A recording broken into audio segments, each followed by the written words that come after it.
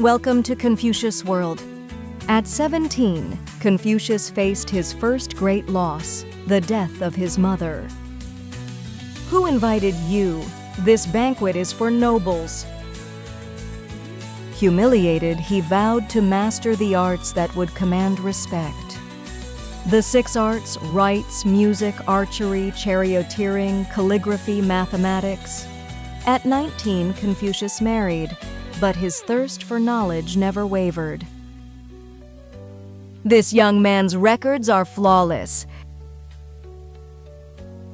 Even as a shepherd, excellence followed him. My son shall be named Li, a gift from the Duke himself.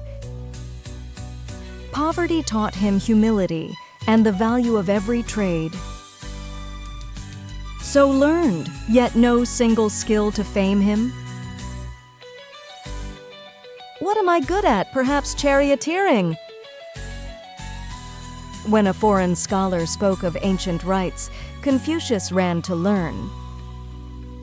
Who claims he knows rites? He asks everything. To ask is the right of the learned.